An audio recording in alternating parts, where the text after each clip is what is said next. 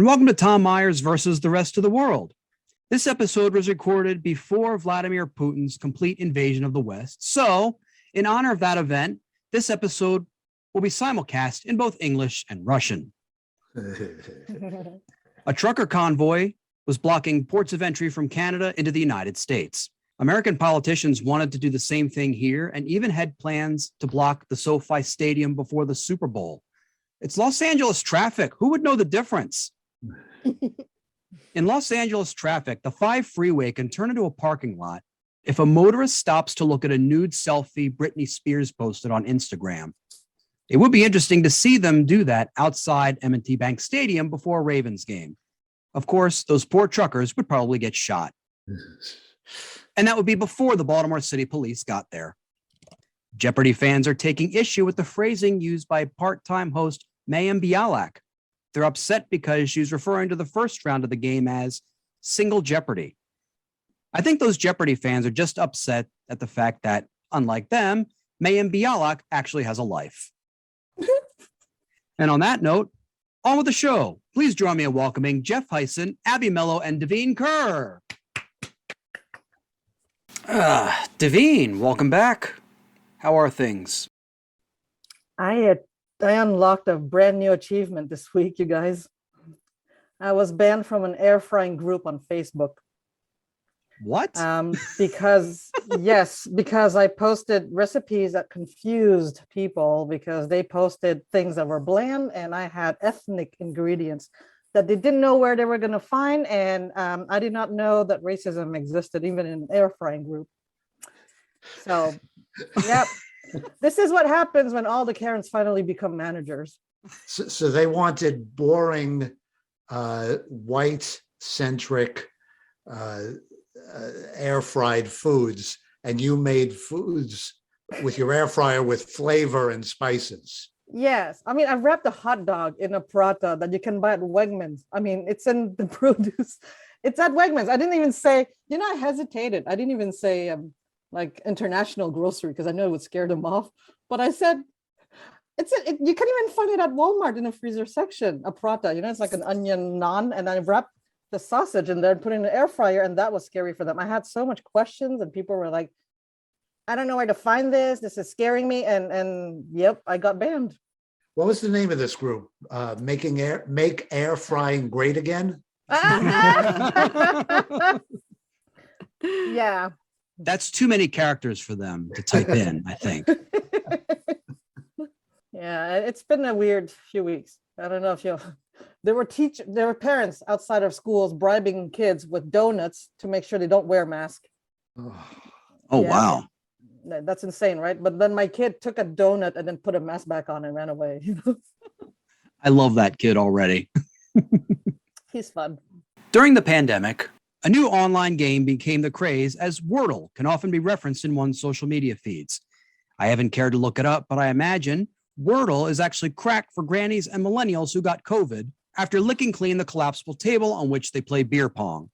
Please join me in welcoming back to the show science writer Tara Haelle. Hello. Hello. Tara, welcome back. I think we've had you on once before when I think the pandemic was sort of rampant and going unchecked. It was before the 2020 election. I mean, now that we've seen like vaccines be administered, a new administration taking over. What's your view on this, on how things are going now? Is it, in your mind, has it gotten better or? Oh God, no. I find it amusing that you said last time we talked, the cases were raging when at this exact moment in time, we have more 7-day average cases than we've ever had. We're on the downslide from Omicron, but before Omicron, the highest peak of Delta, we still have more cases right now than we had then. And yet everybody seems to think the pandemic is over. So I'd say things have gotten, things are better in that we have vaccines. Nothing can change the fact that is the most important, that makes a huge difference in terms of avoiding severe disease, hospitalizations, and death. But beyond that, and we've got, like Orange Cheeto out of office or whatever. So that's, that's a plus. I have felt more frustrated and demoralized in the past couple of weeks than I have for much of the rest of the pandemic, because there's so many things that are going wrong right now. Yes. I know. And honestly, the fact, I'm sure a lot of your listeners will be surprised to hear me say that. And that's what's wrong. Like, that's the problem. The problem is that we're all exhausted. We're all over it. We all want to move on. And that's not how pandemics work. No? Just No, because we're tired of it?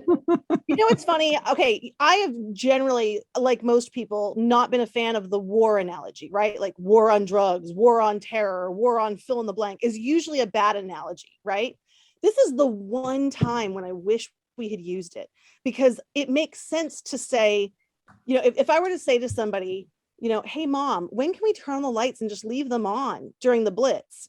Everybody would understand what a dumb question that is, like what a nonsensical question that is, and the fact that it's not answerable. And yet we have hundreds and hundreds of people saying, so when can we take the masks off? Well, I mean, like, do you think I have a crystal ball? I mean, the danger isn't less now than it was, X times ago, except for the fact of having vaccines. I mean, obviously for individuals, the risk for vaccinated people is definitely lower. But in terms of public health risk, it's still way up there. And people just don't seem to care. Yeah, Tara, what advice, because this came up at my own organization very recently this week, they're seeking feedback about, because Hogan lowered the mask mandate. Where I work is in Baltimore County, and we don't want to go back. We want to keep the masks. I think that's the general consensus. And so my supervisor sort of asked us all, like, what are your opinions on this? Because the pushback is they said they were not going to, but that we all need to think about how we're going to transition to an endemic. And my attitude is like, let's at least get through the rest of this semester before we start talking about whether we're not going to wear masks in classrooms and stuff like that. But anyway, what's your advice for, like, what should we be telling our administration that is compelling? Because they keep saying we're going to listen to the science, we're going to listen to the evidence, but they're also getting all of this pushback from the county and the government. Right. There's a couple of things to throw out there. First of all, one thing that shouldn't be a barrier, but is just getting them to recognize that masks work. I mean, it's become a new thing to say, oh, well, when Germany all were required to wear masks, their cases were higher than ours were when we weren't required to. Yeah, well, Germany also tests all of its citizens and we don't. So, there's a lot of confounders when they try and do these, they're called ecological studies. When you do a big population comparison, like this city had a mask mandate and that city didn't. And then you're like, but the infections were the same. And I'm all like, okay, what's the population density? What's the age breakdown? What was the compliance rate? What's the attitudes of the people? What were their social distancing? How many vaccinated? I mean, there's a whole bunch of things that matter when you try and do those comparisons, and that's not happening. So just re-upping the fact that masks do actually prevent, or I hate using the word prevent, I've been using reduce. They do reduce transmission. What I would tell them is that, mask requirements should be pegged to actual metrics. It's not when you get tired of wearing it. It's not when everybody else gets tired of wearing it and relaxes theirs. You should be looking at vaccination rate, test positivity, and case rates. Okay. So if you're looking at those case rates, what's the actual transmission in your area? Hospitalization and death rates matter for public health. But in terms of actually knowing, like, is there a lot of COVID in this office? You've got to know local transmission rates. Test positivity tells you if there's enough people even getting tested and how many of them are positive. And then vaccination rates give you a sense of, like, what is the sort of a base level of, I'll say, quasi herd immunity, because with Omicron, it does have immune evasion. Your vaccine, it can't stop most infections, but it'll stop some. So there is some protection there in that regard. But when you put those three things together, if you say, okay, you've got, and what those magic numbers are, I don't know. I would say that I would definitely, if you look at the CDC's, like, low, moderate, high, and substantial, I think, are their 4 breakdowns. I would say nothing at high or above. You should even be thinking about removing a mask. And right now, the whole entire country is insubstantial. There's not a single state that's not. We just are pretending like that's not the case. The suspicious nature of Donald Trump supporters is that they no longer believe anything any current or former government official says. even if that official is Trump himself. In this clip, we can hear his supporters' reactions when Trump suggests taking the COVID vaccine. We did a great job on that. The ventilators, the equipment that we got, the cupboards were all bare, everything that we did. And then we developed a vaccine, 3 vaccines in 3 months, in 9 months. And actually, I'll tell you, it was 3 days less than 9 months. And it's great. And you know what? I believe totally in your freedoms. I do. Bree, you got to do what you have to do. But I recommend take the vaccines. I did it. It's good. Take the vaccines. But no, that's okay. That's all right. You got your freedoms. But I happen to take the vaccine. If it doesn't work, you'll be the first to know, okay? I'll call up Alabama. I'll say, hey, you know what? But it is working. But you do have your freedoms. You have to maintain that. You have to maintain that. And you got to get your kids back to school. Trump was shell-shocked that that crowd was even Trumpier than Trump himself. You see, right there, Tom, there was just another time when that son of a bitch could have helped save lives, but he didn't do it. And there were so many times while he was in office, but let's think back to when he returned to the White House from Walter Reed, where he received greater medical attention and care than anybody else could. And he walked up the stairs slowly, but he made it up the stairs and he looked out at the staff standing there and he took off his mask. And if he kept it on, people might have understood that if he can get it, I can get it. But he took his mask off. And then when he got the shot, he didn't have a photographer there for a picture to put on Twitter or whatever platform he's using. Same with his wife. And right there was another example where he said, you have your freedoms. So he's excusing them not taking the vaccines, which he thinks he created. Although Florida is the new home state for the 45th president, it is becoming a hotbed of Trump acolytes to the point where they will all outdo each other. In the best position to do so is the state's chief executive, Governor Ron DeSantis. In this clip, we hear him speaking to a maskless crowd this past New Year's Eve, bragging about enforcing his state's lack of COVID measures. Well, good evening. Wish y'all a happy new year.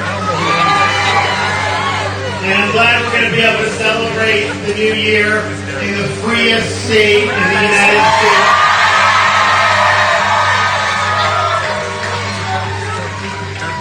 And I want to thank you, and really, if you see what's happened over the past year and a half in this country, Florida, we stood up for your freedom. We stood up for your rights. We were not going to let government take away the rights that are the gift from God, not from government. Florida, you can mark it down. We will not let anyone shut you down.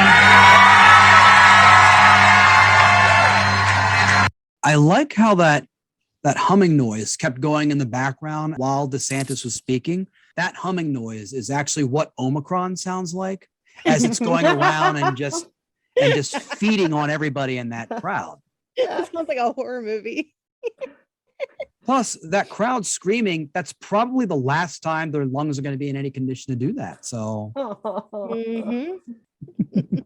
And also when he says, government didn't do this, God did this, it's probably the most amazing inadvertent self-own ever. Like he says, please give me your applause, even though I didn't have a fucking thing to do with this. What a disgusting human being he is. And he continues to advance his political career off the dead bodies of his citizens. Yeah. What I was going to say is I worry he's going to be our next president. Oh, He thinks so. New York City is one of the many urban areas requiring proof of vaccination for someone to enjoy public accommodations. While a vast majority of the city's residents and visitors are willing to comply with these safety measures, there is a handful who believe them to be unjust, and, of course, they will be the loudest, as we can see and hear in this clip of an impromptu protest at a Burger King. Stop!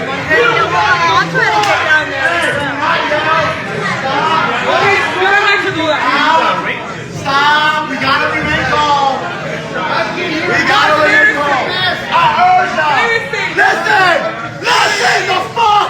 Listen! Mitch, calm down. So listen, Calm man. down. I know Now I'm you listening fucking to you. listen. You kind of fuck Listen. You If kind you of all fuck doing your stuff, if you're with me, we need to lock hands. No, seriously. You gonna deny your 5-year-old boy? We need to lock Are you it guys off. gonna deny If children? you're willing, You gonna deny lock it off. Cops are here. Lock it off. Who is willing to lock it arms with me? Who is willing to lock it arms with me? Oh Lord. And go Please all the stop way. letting us down. That's what I want to know. Who's gonna lock it off?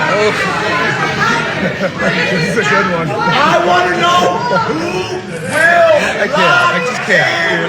arms with me. No segregation, no discrimination, no segregation.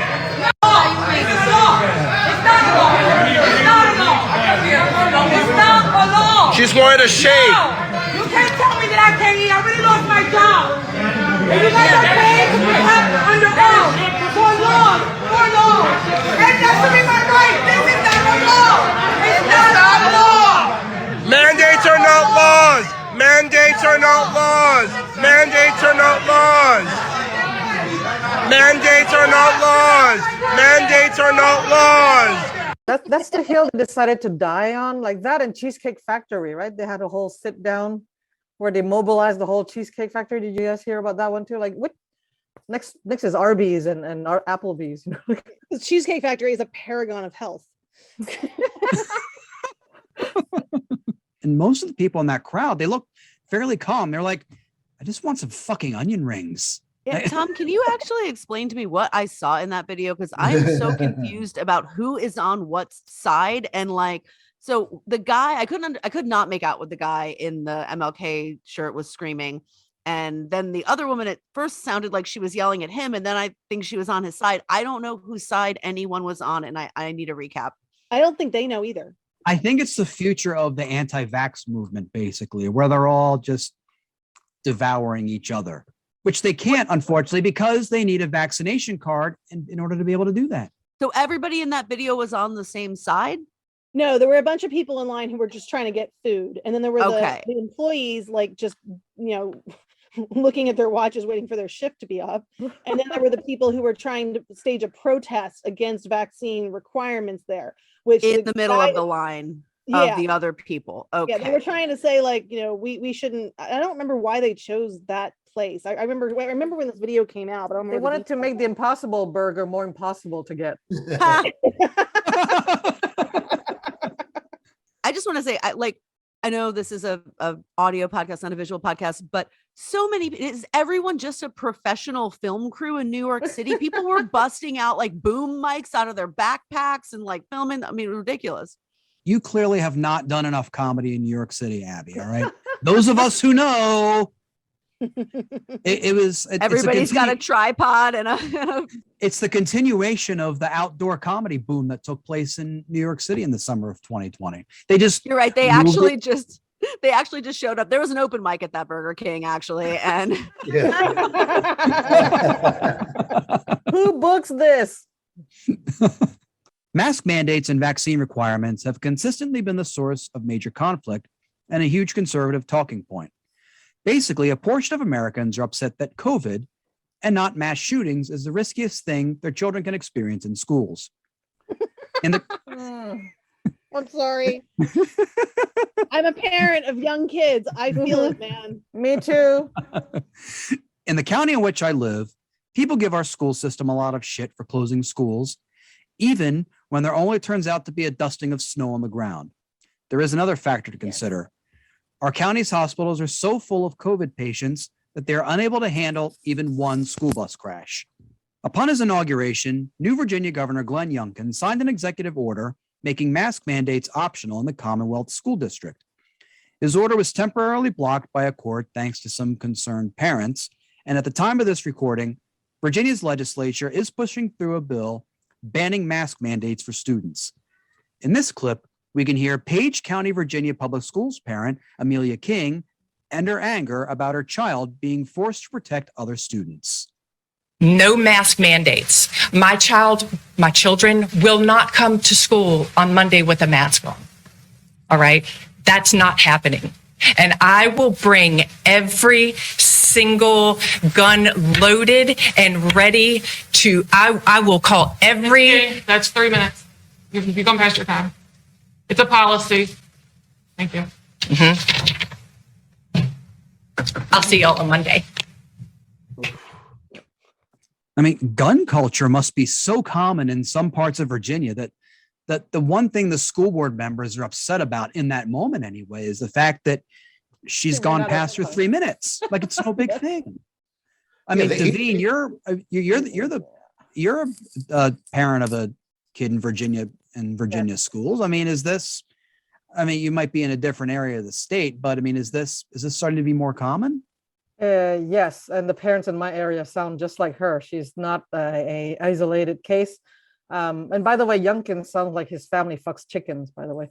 But I kept my for the record, for legal reasons, that's not true. To the best of her knowledge. As far as you know. As far as we know. Okay, speculation. But I when that video came out, I actually kept my kids home for 2 days, and I just don't understand why we can't stay home. And she threatened. That was a threat, and then she backed out. She almost got away with it, but then later on, she got some penalty or something. But she was like, "What were they, like toy guns?" She meant, what did she mean? A water gun? Loaded with what? I will bring all of my kids' super soakers to the next meeting. I kind of wonder, I mean, as someone who lives in Texas, lots of similarities to Virginia, obviously. I mean, you're the outlier if you don't own a gun here. I wonder if two things crossed my mind when that was happening. One, was her time actually up, or was that the excuse they gave to shut her up?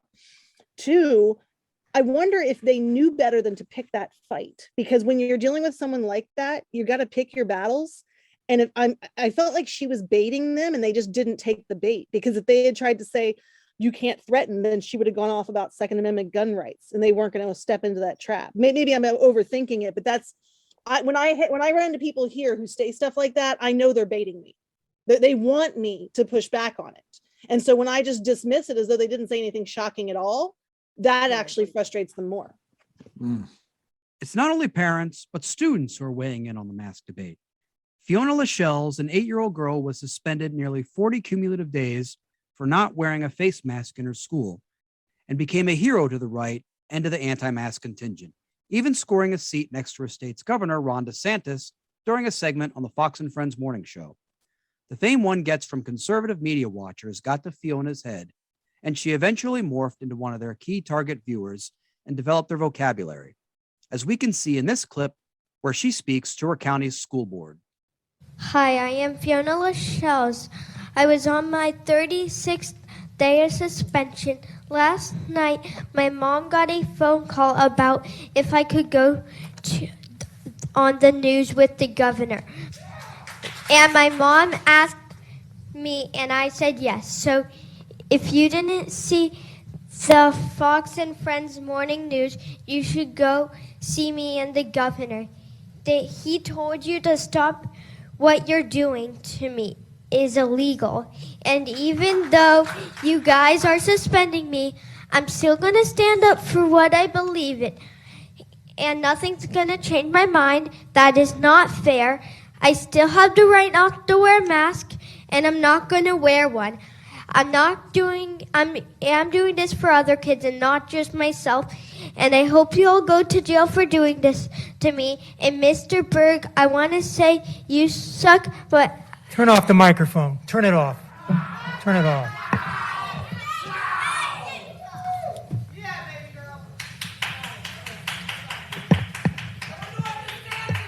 Next speaker, come to the microphone. There's a certain contingent of Americans who make a fuss about public schools indoctrinating their children. But meanwhile, that's not the public school system, No, that's parents. making her say that. You know what kills me about that clip? I'm doing this not just for me, but for other kids. Really?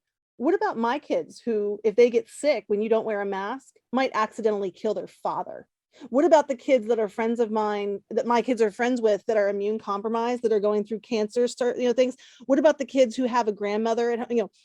Are you doing it for those kids? Because what the parents are teaching that kid is, I don't give a damn about anybody else but myself. My freedom matters more than your health or even your life. That's what they've taught their kid. That's not doing anything for anybody else. I get angry. I can't even talk about it because I'm so angry. Kids say the darndest things that are written down and scripted for them and forced to say. It's amazing. She's a guest on the next episode of Joe Rogan's podcast. Very good.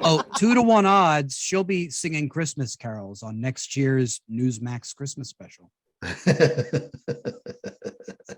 In conclusion, the saddest thing about COVID deniers is they will be with us for a long time. Ironically, it seems they'll be the ones to really survive this pandemic. The ones that haven't are the martyrs of the COVID denial movement. They feel as though their heroes died because they were denied the Joe Rogan diet of ivermectin and whatever crap he and Alex Jones peddle on their shows.